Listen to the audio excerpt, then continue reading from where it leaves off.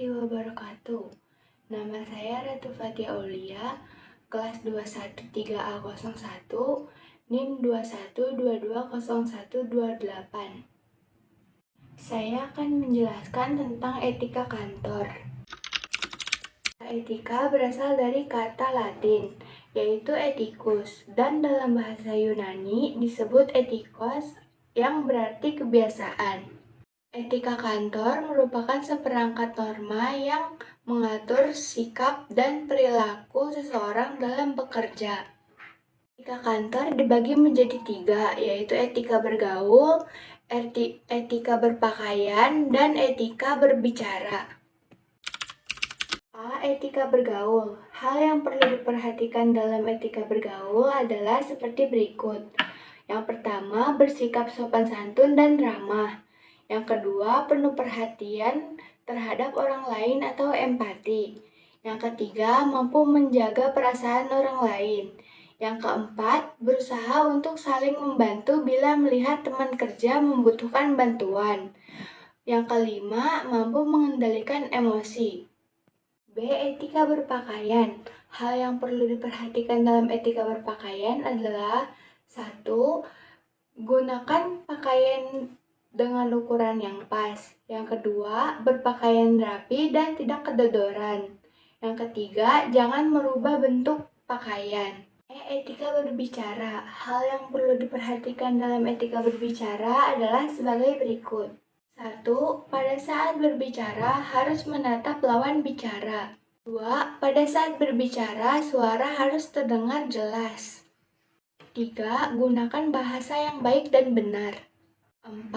Hindari menggunakan nada suara yang tinggi. 5. Aturlah pembicaraan agar mudah dimengerti. 6. Belajar untuk bisa mengimbangi lawan bicara. 7. Berusaha untuk menyenangkan lawan bicara. 8. Ciptakan selang sekali waktu rasa humor. 9. Mampu memuji lawan bicara dan berusaha untuk menjadi pendengar yang baik. Ada beberapa hal yang harus dihindari ketika berbicara dengan teman kerja. Yang pertama, jangan membicarakan kejelekan orang lain atau teman kerja. Yang kedua, pada saat berbicara, hindari pembicaraan hal yang sensitif. Yang ketiga, jangan memotong pembicaraan orang lain. Yang keempat, jangan monopoli pembicaraan. Dan yang terakhir, hindari untuk membicarakan diri sendiri. Selain etika bergaul, berpakaian, dan berbicara, kita juga harus menjaga hubungan dengan rekan kerja. Yang pertama, jadikanlah rekan kerja sebagai mitra kerja, tetapi jangan jadikan rekan kerja sebagai pesaing. Yang kedua, tumbuhkan rasa saling membantu satu sama lain.